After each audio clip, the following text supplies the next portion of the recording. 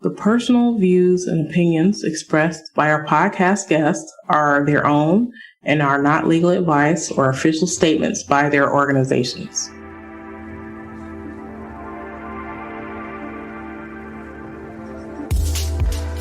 Hello, my name is Debbie Reynolds. This is the Data Diva Talks Privacy Podcast, where we discuss data privacy issues with business leaders around the world to talk about issues that businesses need to know now. Today, I'm very happy to have a special guest. He's currently in India right now, Amar Kanagaraj, who is the founder and CEO of oneDPO, and he works with companies on things like data breach and privacy risks. It's interesting. So you called me up, you contacted me up on LinkedIn. I think you had seen something I had written or something I had done. I listened to one of your podcasts on the connected cars, and I was like, man, and then I watched a couple of other podcasts. I should get connected. So I just pinged you. That's how we got connected. Yeah. So you pinged me and we talked for about an hour, I guess. Yeah. And I'm fascinated kind of with your background and technology and how you became interested in privacy and the stuff that you're really doing now. You're very passionate about privacy and kind of why this is an issue that you want to solve, tackle.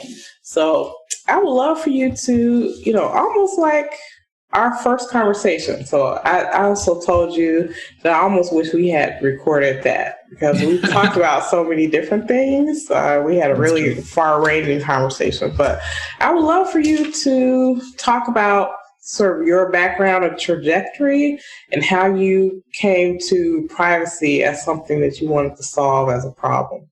I'm originally from India. I did my engineering in India, then moved to US for my master's in computer science. I went to LSU, a big football school. Right before LSU, I didn't know what football was. I thought soccer was football. So after graduating LSU, I joined Sun Microsystems. It was the dot-com era. It was a very exciting place. A lot of innovative things happening at Sun. After 3-4 years at Sun, I wanted to learn business. So I went to Carnegie Mellon for my MBA. Right after graduating from Carnegie Mellon, I joined as a management consultant. I worked in and around Midwest, Cleveland, Pittsburgh, Chicago. We worked with many different industries. But one thing I really missed was technology. Right? I really wanted to work in a technology space. So I left management consulting and joined Microsoft as a product manager. At that point, Microsoft was planning a brand launch. It was planning to launch Bing. Rarely you get an opportunity to work on launching a brand, that to such a big brand like Bing. So I joined the team. It was a good run. We were almost nobody in the space, and we grew to 20 plus points of share in US. Along the way, that's where I started. One of the projects I did was Bing for schools, where Bing said, hey, we will not track data or show ads from searches from schools. I was one of the product managers who worked on that proposal initiative. That's when we looked at how we can protect privacy, what are the business implications, things like those. That is when first I started getting exposure to data privacy and the different aspects of data privacy. Then right after Microsoft, I wanted to start a company. So my friend started a company, it's called FileCloud, and I joined them as a co-founder. I was leading the marketing for FileCloud. Around 2017 is when I heard about GDPR. When our customers came to us and asked, hey, do you support GDPR? How are you going to help us meet GDPR? Then I started searching, what is GDPR, right? So that's, when I first read, I was like, man, this is big. GDPR totally changed or shifted the power from the businesses back to the consumers. Prior to GDPR, companies need not tell how they're going to use the data or even tell what data they're collecting, how long they're going to keep it. Now, with GDPR, they have to be accountable now, right? The power shifts back to the end consumer. This has a big implication on how companies deal with consumer data, what data they collect, how they deal with privacy inside the company. So this is where I think technology can play a big role, right? We can help these companies achieve data privacy. Hence, I left File Cloud and I started oneDPO. At oneDPO, our thesis is simple. Companies have a lot of data, much more data than think they do, at least 100 times more data, right? In this complex environment, finding and fixing breaches and privacy issues is hard. One incident can wipe out your years of brand equity, financial loss and trust, many things. Your company's policies and processes is not going to stop it, right? They can control it, but they cannot prevent it. So you need technology to do this. So that's where we bring technology, AI and privacy engineering inside to help companies identify breach risk, privacy risk, and help companies address them early before it turns into something big and that can pose a big risk to the company. Right. That is a quick background of how I got exposed into data privacy, how we ended up starting a company in privacy. That's fascinating. It would be great if you can just give me your perspective. So you've been in the US, you're in India, you've seen how people are handling privacy globally. Like what are you seeing now that maybe is surprising you, that you maybe hadn't anticipated? Very interesting question, Debbie. The thing is, I will add Europe into the mix as well because while I was doing my MBA for a semester, I was in Germany as an exchange program, part of an exchange program. So the concept of privacy was very different in India versus US and versus Europe, right? Culturally, growing up in India, privacy is not something that people talked about or something has been in the public domain, right? News or anything, right? US we talk about privacy, but when I went to Europe, some of the things I heard, how the data privacy is important, given the fact that some of the data they collected through census was used in the World War II for discriminating and doing really, really bad things.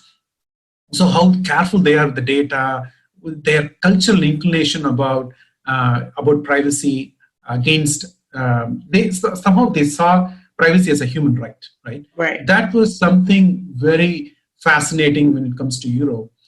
US has some privacy, some that freedom of speech kind of a thing, right? But not to the extent Europe has.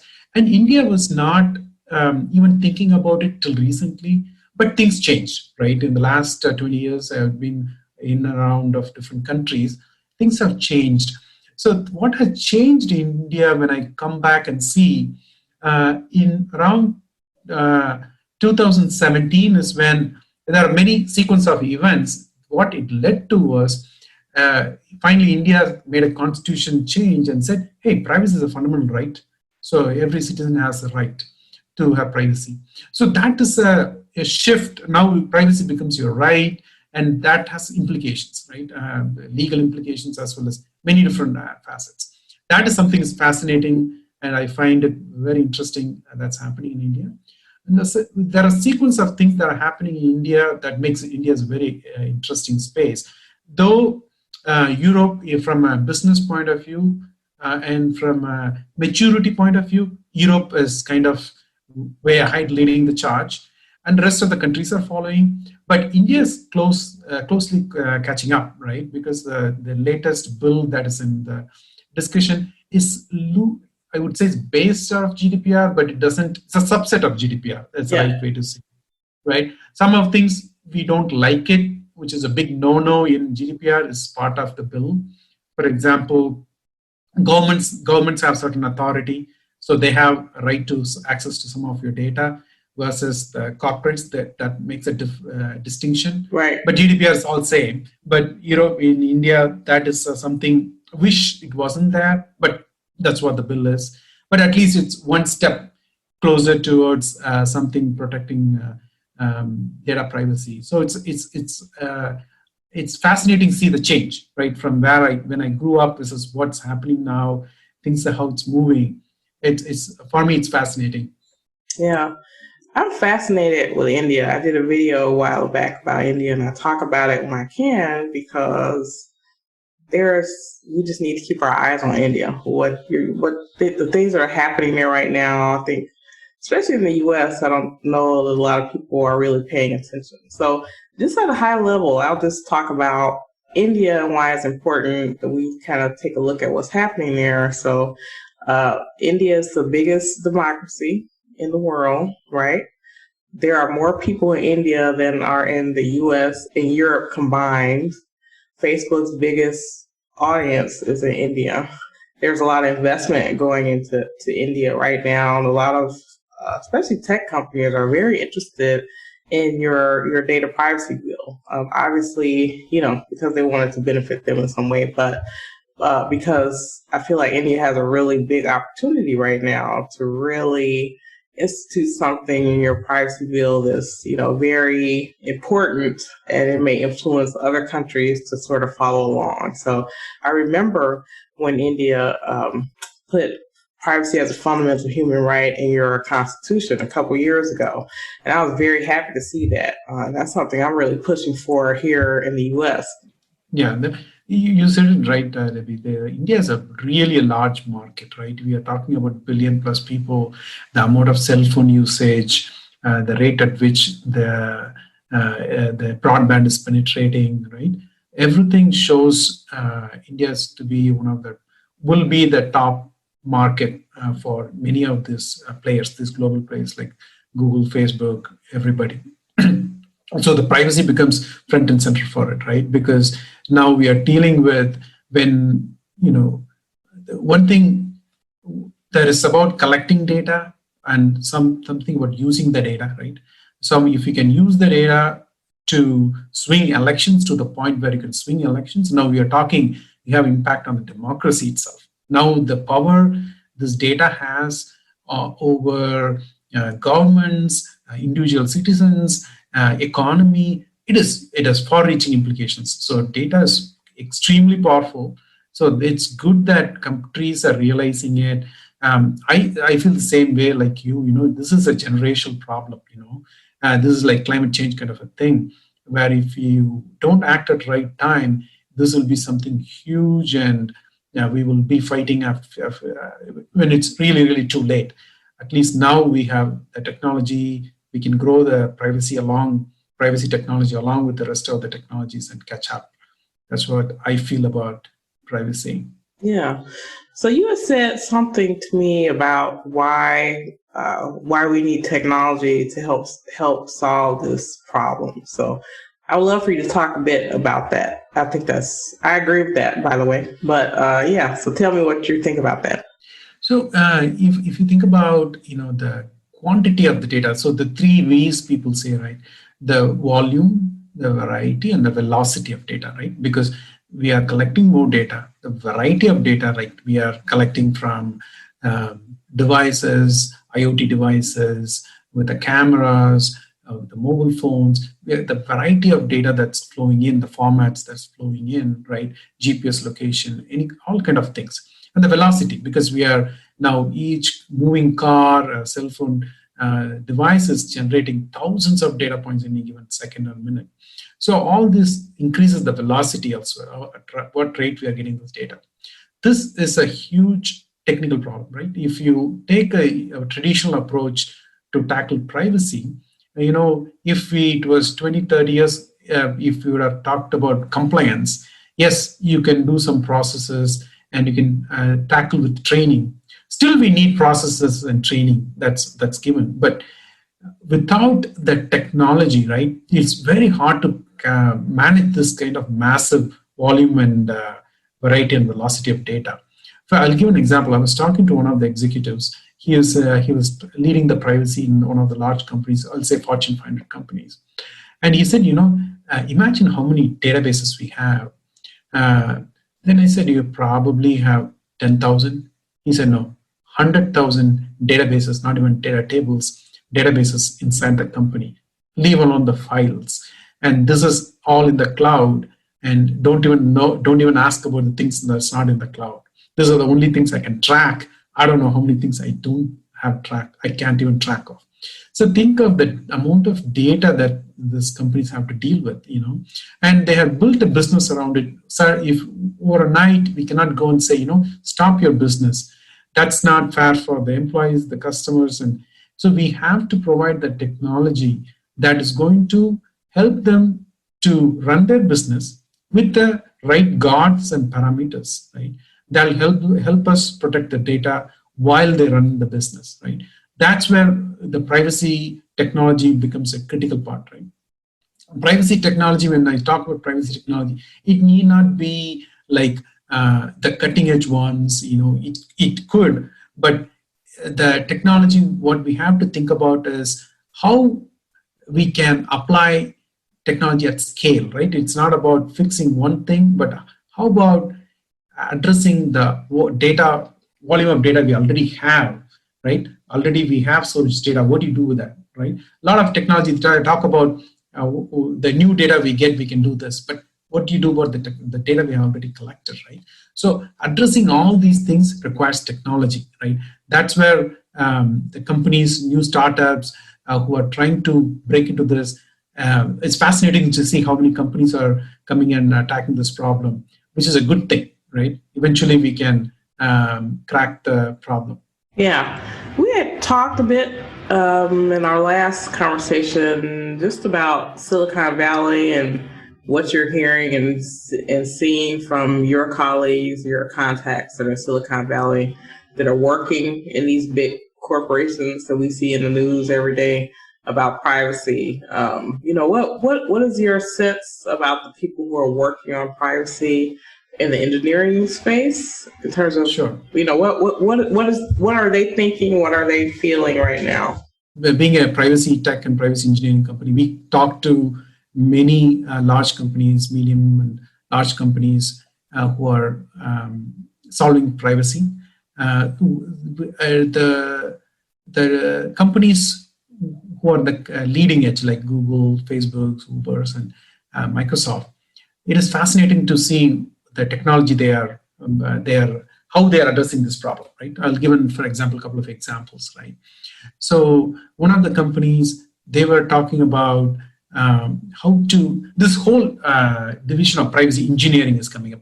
I had to give that context. So what is privacy engineering is something like, how do you approach the privacy problem is seen as a legal problem now, right? Because most of the place where the privacy sits in an organization is under legal, right? Rightfully so, because we are dealing with law, we are dealing with compliance, we are dealing with conflict of different laws and contractual agreements, many things. So it's rightfully under legal. But there's a new or a growing area is privacy engineering, right? The privacy engineering is kind of a broad area where you apply engineering techniques, right, to tackle privacy. So some of the things, for example, there are metrics to track privacy, right? You can measure how much privacy leak is happening. Say, for example, leak can be, if you say, I'm going to summarize all the salary data in an organization. What if there is only one person in the 40-year-old range and you summarize it by age, and easily somebody can point out what that person's income, because that's the only person in the 40 range, or 20 range, right? So that's a privacy leak. So how do you avoid privacy leaks? It's okay to catch in a small data set. When you have dealing with the large data sets, how do you deal with it? So the people are talking about measuring privacy, and also taking to the next level of, if we have to share and work on the data, how we can trade off some of the accuracy in the data for privacy. For example, in this case of, let's take the salary. If what if we drop a data point that is doesn't have like the person who was 40-year-old, let drop that person's salary from the whole summary, or add a noise, add 2 3 data points. Now what has happened, your data outcome is not accurate, right? But you're protected. So there's a trade-off. I'm not saying this is exactly you should start dropping data points or adding noise into it, but that is one way you can think about data privacy, how you can reduce some of the accuracy, some of the business benefits while protecting privacy. So think of having your own privacy budget or something, right? I have so much data. I can, if I continue to do what I do, there's this much privacy at risk. How can I reduce the risk by me losing some data or making the data less accurate? Things like that. I can go on, but there's one more example I'll give. Then I'll stop there. So, for example, GPS data, right? If I can pinpoint exactly to your home, or I can make it less accurate and make it pinpoint to a city or a zip code or a street, right? Yes, I lose the accuracy of exactly knowing where the customer is when they made the purchase, or when they took a car ride, or when they called. So, but bigger scheme of things, we are protecting privacy. So we are trading off some accuracy, some business benefits for the benefit of greater good, the privacy. Does it make sense? Yeah, I love that. Wow. So that's really an excellent point about accuracy. So I guess to me, that's a knife that slices both ways. So in your example about the GPS data, that makes perfect sense. Where in order to protect people's privacy, companies are trying not to give data that's so granular that you can identify the individual within data sets. But then the other thing that I think about, and this is more in a legal sense. So let's say data is being collected for a legal matter, and especially if you're collecting data from people in countries that have privacy laws, these stronger privacy laws, you'll probably collect less data, and they may consent to the collection of less data. So in that way, if your data set is not accurate or not full, you may make different conclusions that may not be true. That's true. So that's just a whole different issue that we can definitely talk about. So that's fascinating. I love that. So one thing I would like to talk about is identity, like identity systems and biometrics. So biometrics is huge. I mean, this is something that I've been, tracking for a long time. I'm seeing a lot of activity in the identity management space. And biometrics is interesting, but it's also frightening at the same time. So I feel like the technology is getting way ahead of sort of the law and regulation. So what are your thoughts about that? So identity, I'll come from two different angles to that. One is from a business enterprise point of view. Identity is kind of something we deal with. It's for security reasons. How do you identify it's an employee? Is that the person who's saying he is or she is? What authorization they have, and are they rightfully using that, or are they posing a risk, right? These kind of things all stems from identity. Identity there, as from enterprise point of view, it is a complex area, because a lot more time companies give out this broader access to many people, and many privacy breaches are just happen because too many people have access to that, right? Or they didn't even protect it enough. That's nobody, because reviewing this, auditing this is a complex task, right? I was talking to somebody, and they said every year she allocates 1 month of her time just to do this audit, just to look at what data each person has access to, do they need it or not, right? And they do it every year. That is kind of scary in some sense, because data changes, new data comes in. At least this company does it. There are many companies who take identity and just they don't even review it, and it's always there and posing a risk, right? This is something that has to change. It's changing, especially privacy is kind of pushing it to change. Earlier, security, as far as you're an employee, you're not outside, you're okay, I have some risk, but I'll let you have access to it. Privacy is different. Now, you could be an employee, but there is no reason for you to look at the employee health record, right? You don't even have a right to look at the parts of customer data that you shouldn't be, right? Though, like the RAID data or their purchase history, whatever, right? So it's getting tighter.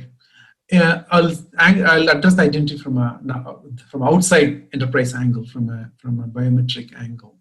The one that really shook me a little bit was this whole idea of, there are many organizations, government organizations already do this, right? There's a company called Clearview, I think. What they do is they do facial recognition because they use all the public data to process your surveillance cameras and stuff. This is now, though it is public data, still it is in a slippery slope, right? Now your law enforcement is going to use it. Now, if you think of countries where, or areas where you do not have freedom of speech, or you are fighting against discrimination, or you're fighting against a bigger movement against government, think of, will it, if you have a technology like these, right, will it stop, even if it stops a bit of this participation? That is a big implication to the society as a whole, right? I wanted to participate, but because this government has surveillance, I'm not going to show up. Then that is something, because people are scared. You should address them. I mean, how many people are really, really bold enough to give up everything to fight, right? People are scared going against the government in many parts of the world. Now, if you give the technology where they can identify you through surveillance cameras or your biometric, which in many different ways, then it is extremely risky or extremely scary. It opens up the society where people are not going to exercise their freedom of speech and things like that because they're worried about they're getting identified. So that is something, it's a bigger problem. Government should have a proper, that's hope government, a part of the federal law or something, they can restrict how for sure how corporates use data, especially identity and biometric kind of data, and how governments can restrict, and the government agencies in using those, right? Because if it impacts another fundamental right of freedom of speech and kind of things, then it is not okay for them to use such as systems and technologies. That's my personal point of view. It's going to be a catch-up because technologies keep growing, and policy should also catch up, is what I think. So you just brought up an interesting point. Clearview AI has a case pending related to the Biometric Privacy Act in Illinois. And they actually lost a argument recently where they were saying that the company has First Amendment right to collect this data about people, and the judge said, no, you don't. So this case is still going through the courts. It's probably going to be a big deal. Well, it is going to be a big deal because Illinois has the strongest biometric law in the world right now, and they have a private right of action. Facebook recently settled a case there for $650 million. So this is going to be very interesting to see how this goes, because this is a data scraping case. But the reason why I brought this up, and I'm glad you brought this up, because you're the perfect person to talk to about this issue. So I have issues, technical issues that I want to talk about. So when you search for something on Google, for example, and it brings back all these results, it says, you have 1 million results in, 3 seconds or something like that. There really aren't 1 million results, okay, for what you're looking for. So if you keep going down the page and down the listing, the more you go down, the less relevant the data is to what you're doing. But if Google had created their search engine where if you didn't have an exact match, that they just gave you nothing, no one would use it. right? They would say, "Oh, this thing Yeah. doesn't work," Yeah. right? Yeah. So this is an issue with biometric databases. Okay, so I feel like people are developing these databases. They want to make it look like as accurate as possible, right? So even if it's not an exact match, they want to bring up some results, which is a problem. So one thing that I'm seeing that they're doing, and this happens in other databases too, is where, let's say, for instance, there's a record that doesn't exactly match what you want it to match. So people may add additional information to it to make sure that it comes up in a search. So an example in a biometric database, like say a company may have an image of maybe two people. They don't have a complete image of these two people, but they put those images together as almost like a composite, so that someone searches for this thing or this person, those two records or that record would come up, even though it's not an actual person.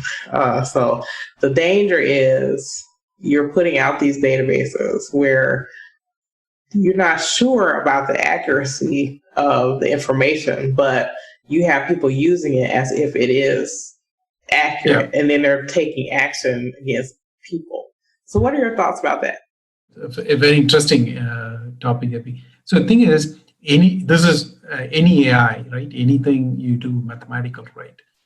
We are talking about probabilities, right? I cannot exactly looking at a side view of your face or a side view of somebody walking by or a distant shots of a face. It is a probability, right? Because I've seen similar photos of the same person. I've trained my model to spit out that, hey, based on what I see, there is a high probability, right? This is a keyword is there is a probability, right? So now you can make it same thing as Google, right? It's saying it doesn't know that first is the most accurate, it's going to answer you. And there's a high probability, right? This is going to answer you. And there is go down the path that may not be. But you might find third or fourth link probably is a better answer than the first, because that's a question you are looking for. But in the case of criminal cases or in case of this kind of public safety kind of thing, you can't do. It's very hard to really go by a probability. You can, but where is you keep that threshold? What is the impact of having a false positive, right?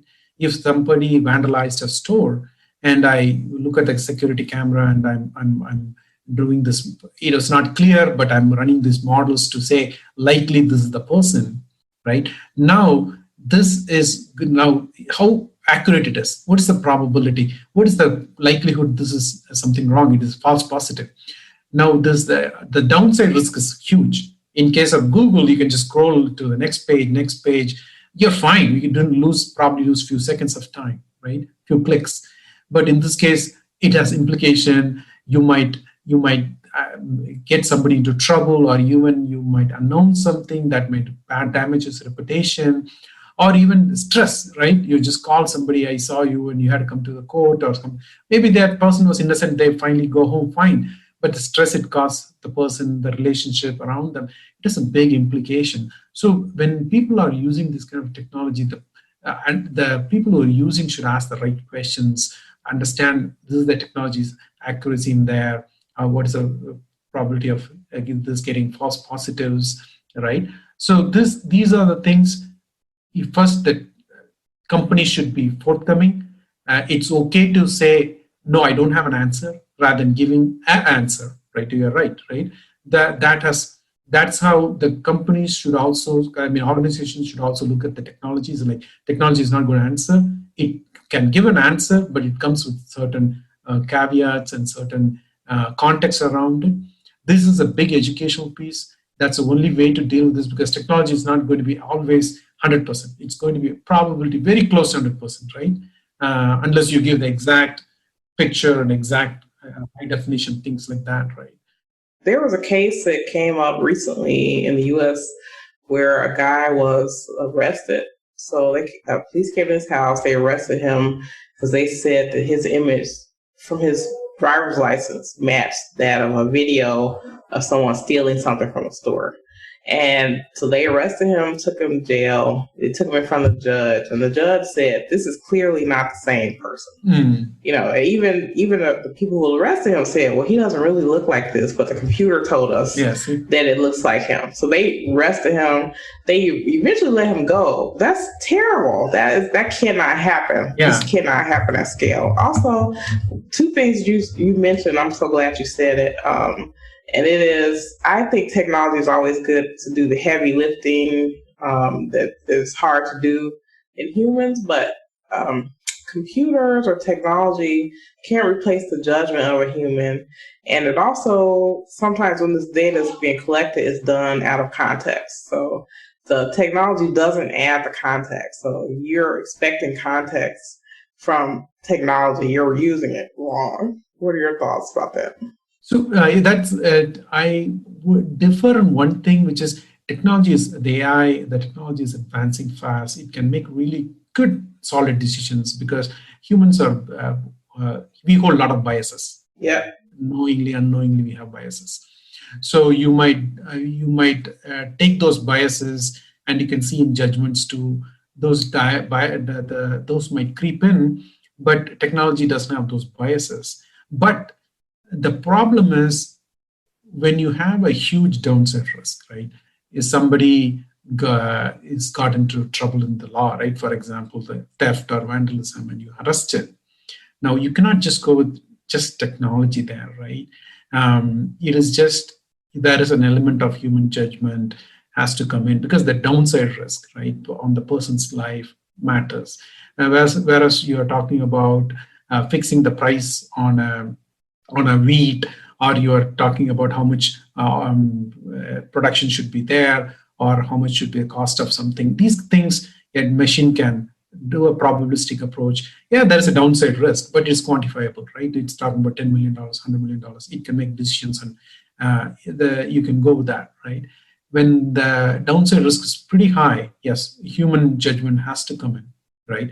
And especially, I would say, on the public safety and law, technology can be an aid, but at the end of the day, rely on humans, though they are not perfect. They carry their own biases. Over a period of year, we have added correct checks and balances, and we have been tweaking the system. So I would rather continue to do that, use technology as an aid, but continue to make judgments using technology, and where the downside risk is quantifiable, right? It can be put in a number. Right. That's a great answer. Thank you. Thank you for letting me geek out about this, because this really concerns me when I look at this. So I'm glad to talk with someone who understands the technical and the legal issues here. So if it was a world according to Amar, and you had the magic wand and can decide how privacy laws get enacted just around the world, in India or anywhere around the world, what would be your wish? So one is, I like where GDPR is coming from as a human right, rather than I'm going to do it for the good of my business, for my control of my government authority or whatever, right? It is coming from a good source, which is a human right. Think of privacy as a human right and base your laws and enforcement around that, right? And there's, when you talk about privacy and data, people take every risk as equal, right? I would think certain risks are huge, right? Some sensitive information leaking versus some non-sensitive information leaking out there. There are big implications on those. So understanding, not seeing all data being equal, not all risks being equal, treat them differently, and make sure that you protect people from whatever it's a physical harm, embarrassment, whatever it is, from a risk that is really going to hurt them, right? Protect people against them than saying that I'm going to protect every data and every person's privacy and not doing a good job of that, rather than go after huge impacts, the risks and data that can cause huge impact, and go after them is what I would say, as a technology as well as the law as well. This is something whenever I talk to people, one thing I find it very hard to get through. Nothing wrong against lawyers or stuff, but people they like to think on the edge cases. They like to think on the coverage and talk the bits and nooks and corners and things like that. I'd rather spend time on which are the ones are going to cause a huge downside risk for my data subject, right? This particular data, this part of actions. Go after them, protect them, then go work your way outside. All data has to be protected, but go after the high risk ones, then go towards the low risk ones is what I would say. If I had the magic wand, I will make the companies and countries understand this concept of there are huge risks and there are medium risk and low risk, and how you think about data and risk differently. That's wonderful. Thank you for that. Thank you for that. So, all right. So we're coming to the end of our podcast. Thank you so much. This was fascinating. I know the listeners will really like this. I definitely enjoyed it because I am a technology geek and data really interests me. So you allowed me to indulge myself. Thank you, Debbie. It is fun catching up, Debbie. I mean, I love what are the questions and the topics we talk. We can talk for hours. We will catch up some other time too. Thank you. Really appreciate your time and having me on your podcast. Well, thank you. And I'll talk to you soon.